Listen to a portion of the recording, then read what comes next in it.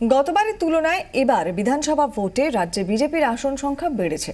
সে কারণেই আগামী দিনে আরো ভালো ফল করার লক্ষ্যে সংগঠনকে ঢেলে সাজাতে চেষ্টা করছে গেরুয়া শিবির।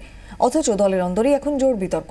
পুরনোদের সরিয়ে নতুন মুক্তির গুরুত্ব বেড়ে যাওয়ায় অনেকেই প্রকাশ্যে ক্ষোভ প্রকাশ করেছেন, যদিও সেই বিতর্ক আমল দিতে রাজি নয় রাজ্য সভাপতি।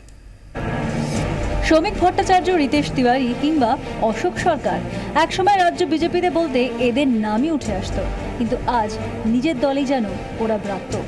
যারা প্রায় এক দশক ধরে বিজেপির হয়ে লড়াই করেছেন, নতুনদের ভিড়ে তারা যেন ক্রমশ হারিয়ে যাচ্ছেন। পরিবর্তে সামনের সারিতে দেখা যাচ্ছে রূপা গাঙ্গুলি, লকেট চ্যাটার্জি, জয়প্রকাশ মজুমদারদের মতো ব্যক্তিত্বদের, যারা অন্য দল থেকে এসেছেন গেরুয়া শিবিরে।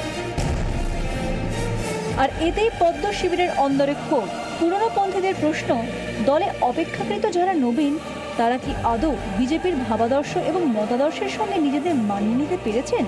ঠিক এই কারণেই দলের বিরাগভাজন হয়ে পদ ছেড়েছেন রাজ্য বিজেপির মিডিয়া সেলের আহ্বায়ক কৃষাণু মিত্র। আর রিতেশ তিওয়ারি এবং শ্রমিক ভট্টাচার্যের মতন নেতারাও প্রায় হারিয়ে যেতে বসেছেন। গত 14 নির্বাচন বা তার কিছু আগেও কিছু নতুন লোক আমাদের পার্টিতে এসেছেন। তারা সমাজের বিভিন্ন ক্ষেত্রের যোগ্য সফল ব্যক্তি। তাদের সেই সাফল্য, তাদের সেই যোগ্যতাকেও পার্টিতে কাজে লাগানোর চেষ্টা হচ্ছে। সেই নতুন পুরনো মিলিয়ে নেতৃত্বে আমরা নিয়ে এসেছি। পুরনো যারা আছেন, যাদের অভিজ্ঞতা আছে বা অন্য যোগ্যতা, তাদেরকে সেইভাবে বিভিন্ন কমিটির মধ্যে আমরা রেখেছি, যেটা সবসময় দেখা যায় না।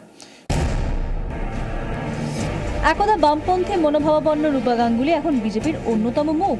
তৃণমূল ছেড়ে গেরুয়া শিবিরে যোগ দিয়েছেন লকেট। জয়প্রকাশ মজুমদার এসেছেন কংগ্রেস থেকে। রূপা গাঙ্গুলির সঙ্গে প্রায় সব জায়গায় দেখা যাচ্ছে এই দুজনকে। তবে কি রাজ্য বিজেপিতে এখন গুরুত্ব হারাচ্ছে সংঘ পরিবার? দল থেকে কি ক্রমশ শৃঙ্খলা হারিয়ে যেতে বসেছে? প্রশ্ন পুরনোপন্থীদের।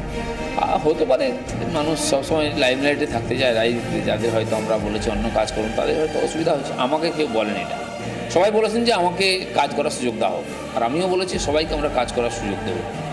তো সেভাবেই এগোচ্ছে। আর নতুনদেরকে তৈরি করানোর জন্য আমাদের যে প্রক্রিয়া আছে পার্টির মধ্যে, প্রশিক্ষণ, সারা দেশে 15 লক্ষ লোককে, সঙ্গে সঙ্গে বাংলায় 50,000-এর বেশি কর্মীকে আমরা প্রশিক্ষণ দেবো ঠিক করছি। সেই প্রসেসটাও শুরু হয়ে গেছে। রাজ্য বিজেপিতে এখন চরম গোষ্ঠীদ্বন্দ্ব। তার উপর দেখা দিয়েছে মতাদর্শের লড়াই। সংঘ পরিবারই দলের প্রধান চালিকা শক্তি। এতদিন যারা এই কথা মানতেন, আজ তারাই হতাশ। কারণ তারা চোখের সামনে দেখছেন অন্য দল থেকে যারা বিজেপিতে যোগ দিয়েছেন, প্রাধান্য পাচ্ছেন তারাই। তাহলে কোন পথে বিজেপি? অঞ্জন রায় রিপোর্ট, 24 ঘন্টা।